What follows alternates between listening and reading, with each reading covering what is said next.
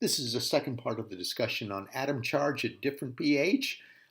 This is the whether the acid is protonated or deprotonated to make the conjugate base at specific pH. That's what we're talking about. So we've been looking at this reaction. Water is the base, carboxylic acid. This one is formic acid to make the conjugate base and the conjugate acid. We developed the KEQ, which we had talked about. I had mentioned in the past slide that the KEQ is constant. It does not change, even if the concentrations of one of the components change. If the concentration of one of the components change, the other component's concentrations change in order to readjust so that KEQ does not change. And so KEQ is a constant. In the last presentation, we also developed Ka, which we simply got by multiplying both sides by the concentration of H2O, which is a constant or roughly a constant when the acid is in very low concentration.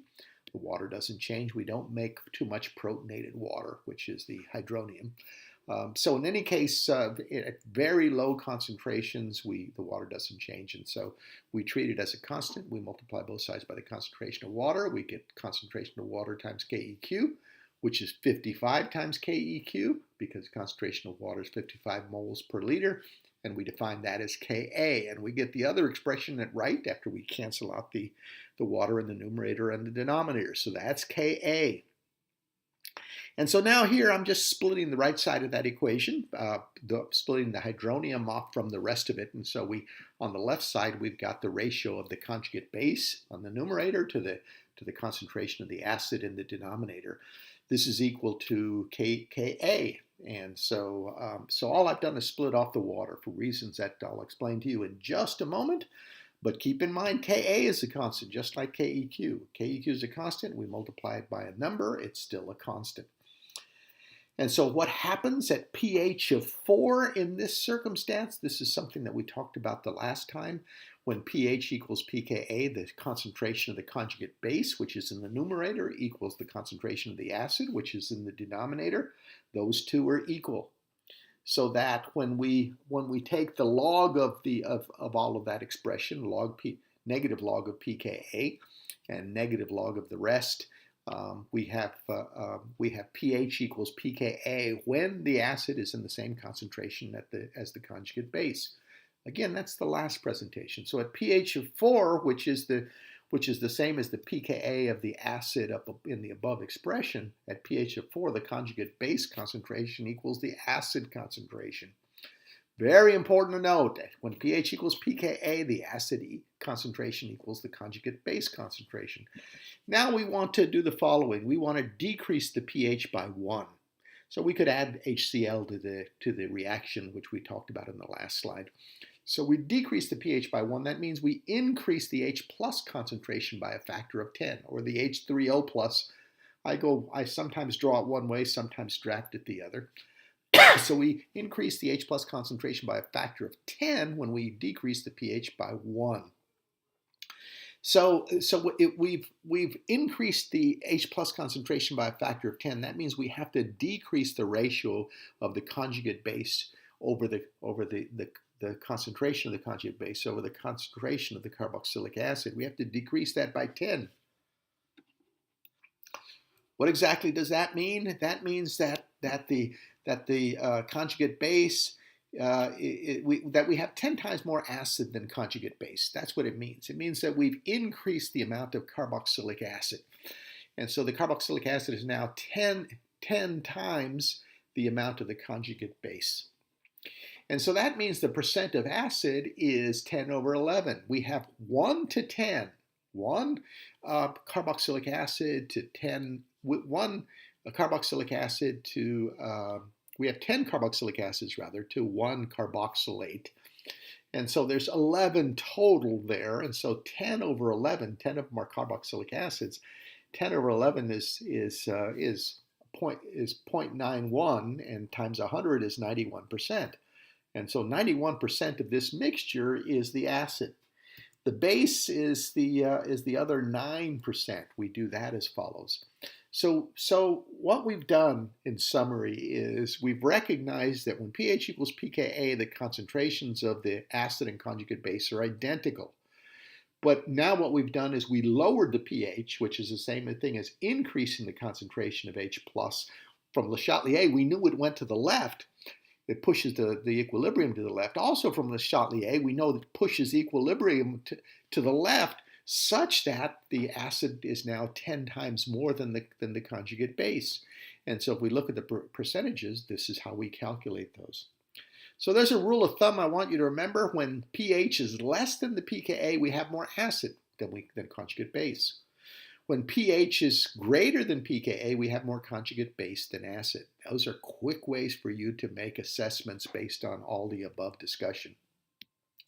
Let's do that with a different acid. Here we have an ammonium acid. It's an NH3 plus acid, and we're giving the proton up to water. We have a KEQ. Remember, when the concentration of the acid equals the concentration of the conjugate base, that happens when pH equals pKa. What is the pH, the pKa rather, of the acid in the above expression? Well, the pK of the acid is 9. That means at pH of 9, the concentration of the acid equals the concentration of the conjugate base. That's what we said from the last time. We're just applying it to a different acid this time. And so we developed this expression the last time. And so the reason, again, that the acid and the conjugate base concentrations are the same when pH equals pKa is because that ratio equals 1, and the negative log of 1 is 0, and therefore pKa equals pH. So in any case, at pH of 9, which is the pKa of the acid, the conjugate base is the same concentration as the acid. At pH of 8, that's more acidic. Le Chatelier tells us we push the equilibrium to the left, so there's more carboxylic acid, there's more, ammonium, that is the acid, than there is conjugate base. And so we do exactly the same thing we've done before. We increase the acid concentration by a factor of 10. We have to decrease this ratio by a factor of 10, and that's exactly what we did with the carboxylic acids. You should be able to do this with any of the acids that are relevant, and amino acids and nucleic acids have functional groups where you do this kind of acid-base analysis. And so the ratio of those is now, because we've increased the acid concentration, the ratio of the conjugate base, concentration of the conjugate base to the concentration of the acid is now 1 over 10. And so that means that we have more acid than we do conjugate base, and that's what we expect for this. So the nitrogen is now positive. The major component here at pH of 8 is a positively charged nitrogen. It's a protonated amine. So again, when the pH is less than the pKa, the acid is what dominates. When the pH is greater than the pKa, the base is what dominates. So the prior analysis, well, that's good for acid protonation state, but it's only relevant for pKa's between 0 and 14. Remember, those are the pHs that we can address in an aqueous environment. We can make acids in this kind of range, pHs in this kind of range. So this is only for acids with those pKa's. And so if the acid is higher pKa than 14, we're not going to be able to deprotonate in water. Let's give an example. Here's an alkyne. We treat it with a hydroxide. We have a KEQ. The hydroxide is a base, takes the proton off of the alkyne, makes the anion and water. So I've shown you the arrows for bond making and bond breaking here. You should know how to do this, but let's analyze the KEQ. These are the pKa's, and therefore the KEQ is 10 to the minus 9. This is strongly favored to the left. There's almost no conjugate base here. It's almost all the acid, which is the alkyne. And so the above analysis is not for everything. Here, we're not going to be deprotonating in water, but the above analysis is very important for functional groups that are biologically relevant. So let's look at some that are related to amino acids. Phenols have a phenyl with an OH, and so the pKa of this is 10. It's one of that phenolic hydroxy at pKa of 10 is one of the ones I've asked you to memorize. Ammonium, this is important for amino acid chemistry as well. In physiological pH is 7, that pH is lower than the pH of 9, than the pKa of the ammonium, the NH3+. And so at pH of 7, that nitrogen is going to be protonated because it's under more acidic circumstances. The pH is lower than the pKa. So in fact, under physiological pH, this is NH3 plus rather than NH2. Under physiological pH of 7, the carboxylic acid is not a carboxylic acid, it's a carboxylate. It is deprotonated. So under physiological conditions, we have a minus charge on the carboxylate and a plus charge on the nitrogen because of acid-base reaction. But the above kind of analysis is important here. It's important for thiols, which have an SH. And cysteine has an SH. This analysis is important here to be able to define whether the sulfur is protonated or not protonated, just like it is for the hydroxyl group on the phenol of the tyrosine on the left side. That's the same thing. Here's another one, imidazole. Imidazole is the heterocycle shown at the right.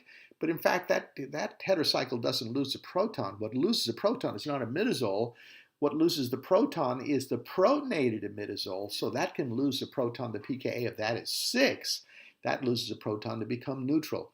Under acidic conditions, we have the imidazolium. It's positive on that heterocycle. Under more basic conditions, that is pH above 6, it's going to be neutral, mostly neutral. So carboxylic acid's pKa of 5. This analysis is going to be relevant there as well. So just a couple of things in summary. We did aqueous analysis for pKa's between 0 and 14. We were interested in knowing whether the acid is protonated or not protonated at specific pHs. If the pH equals the pKa, then the acid and the conjugate base are in equal concentrations. If the acid and the conjugate base are in equal concentrations, that happens when the pH equals the pKa. If the pH is less than the pKa, the concentration of the acid is greater. If the pH is greater than the pKa, then the concentration of the conjugate base is greater. We're able to calculate the ratio of the concentrations of the conjugate base and the acid if we know the pKa and the pH. But remember, the pKa has to be within that range shown up above at the very top. With the concentration of the conjugate base divided by the conjugate acid, with that we can calculate the percent of the conjugate base and the percent of the acid. So the above applies to functional groups that are relevant to biochemistry, and those are the same ones that I mentioned on the last slide.